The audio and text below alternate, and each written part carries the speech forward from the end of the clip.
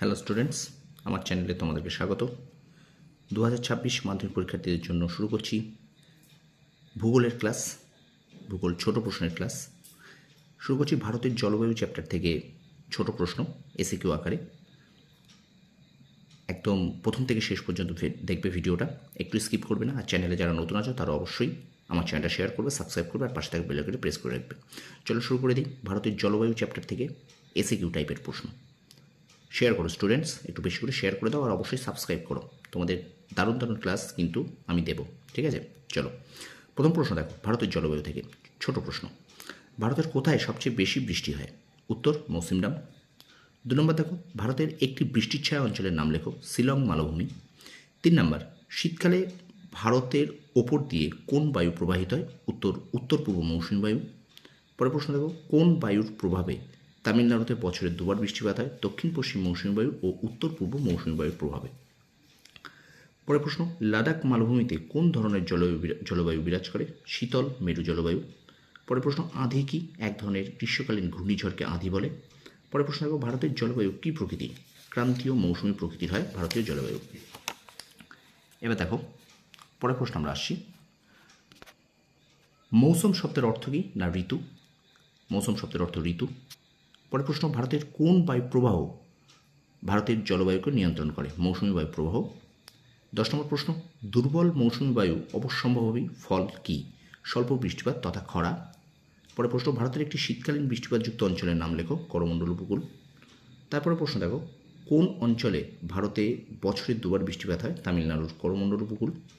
তারপরে প্রশ্ন, দক্ষিণ পশ্চিম মৌসুমী বায়ু কোন পর্বতে বাধা পেয়ে উত্তর ভারতে বৃষ্টিপাত ঘটায়? উত্তর হবে হিমালয় পর্বত। স্টুডেন্টস একটু শেয়ার করে দাও, কারণ তোমাদের জন্য কিন্তু খুব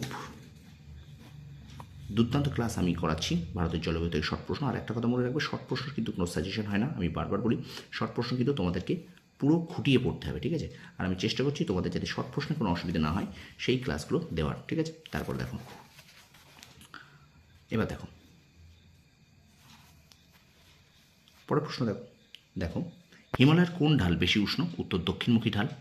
পরের প্রশ্ন দেখো, পশ্চিমী জেট বায়ু ভারতের কোন জলবায়ুকে মূলত নিয়ন্ত্রণ করে? শীতকালীন জলবায়ুকে। তারপর প্রশ্ন দেখো, পূবালি জেট বায়ু ভারতের কোন জলবায়ুকে নিয়ন্ত্রণ করে? বর্ষাকালীন জলবায়ুকে। তারপর প্রশ্ন, এল নিনো কোথায় সৃষ্টি হয়?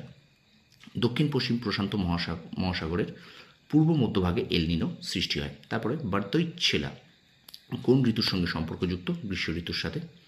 পরের প্রশ্ন, ভারতের অধিকাংশ বৃষ্টিপাত কোন বায়ু থেকে হয়? দক্ষিণ পশ্চিম মৌসুমী বায়ু থেকে। পরের প্রশ্ন, ভারতের কোন মাসে তাপমাত্রা সবচেয়ে বেশি হয়? মে মাসে। তারপরে প্রশ্ন, আশ্বিনের ঝড় কোন মাসে হয়? সেপ্টেম্বর অক্টোবর মাসে। পরের প্রশ্ন, দক্ষিণ পশ্চিম মৌসুমী বায়ু কোন রাজ্যে সর্বপ্রথম বৃষ্টিপাত ঘটায়? কেরালে। তারপরে প্রশ্ন, ভারতের গ্রীষ্মকালীন উষ্ণতা কোন বায়ুর প্রভাবে কমে যায়? উত্তর দক্ষিণ পশ্চিম মৌসুমী বায়ুর প্রভাবে। এবং তারপরে প্রশ্ন দেখো, ভারতে প্রধানত কয়টি ঋতুর অস্তিত্ব পরিলক্ষিত হয়? 4টি। শেয়ার করো স্টুডেন্টস। তারপরে প্রশ্ন দেখো, কেরল ও কর্ণাটকে গ্রীষ্মকালীন স্থানীয় নিম্নচাপের জন্য যে বৃষ্টিপাত হয় তাকে কী বলে? আম্রবৃষ্টি। কোন বায়ু প্রবাহ থেকে ভারতে শীতের তীব্রতা বৃদ্ধি পায়? উত্তর পূর্ব মৌসুমী বায়ু প্রবাহ। তারপর প্রশ্ন, ভারতের 2টি চরম ভাবাপন্ন এবং 2টি সমভাবাপন্ন জলবায়ু শহরের নাম লেখো। উত্তর চরম ভাবাপন্ন শহর হলো দিল্লি ও চণ্ডীগড়, এবং সমভাবাপন্ন শহর হলো কোচি ও বিশাখাপত্তনম। পরের প্রশ্ন, উত্তর ভারতের গ্রীষ্মকালীন তাপ প্রবাহকে কী বলে? লু। পশ্চিমবঙ্গের একটি খরাপ্রবণ অঞ্চলের নাম লেখো। পুরুলিয়া জেলা। পরের প্রশ্ন, ভারতের আবহাওয়া অফিসের সদর দপ্তর কোথায় অবস্থিত? নিউ দিল্লি, যাকে আমরা বলি মৌসুম ভবন।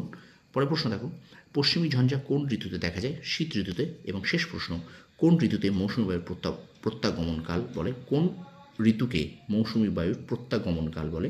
উত্তর শরৎ ঋতুকে। তো স্টুডেন্টস, এই ছিল ভারতের জলবায়ু চ্যাপ্টার থেকে এসকিউ প্রশ্ন, 32টি প্রশ্ন।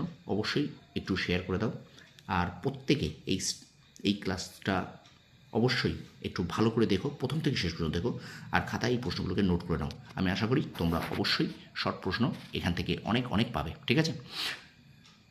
তোমাদের প্রত্যেক দিন যা বলি, শর্ট প্রশ্নগুলো সাজেশন হয় না, শর্ট প্রশ্ন পুরোপুরি আমাদের পড়ে যেতে হবে। অর্থাৎ শর্ট প্রশ্ন যদি তোমরা ভালো স্কোর করতে পারো, তোমাদের রেজাল্ট কিন্তু প্রত্যেকটা সাবজেক্টে ভালো হবে, ঠিক আছে? ভিডিওটা শেয়ার করে দাও, আর চ্যানেলে যারা নতুন আছে তারা অবশ্যই চ্যানেলটা শেয়ার করো, সাবস্ক্রাইব করো, পাশে থাকা বেল আইকনটি প্রেস করে রেখো। তোমরা সফল হও, তোমাদের সাফল্য কামনা করি। ধন্যবাদ।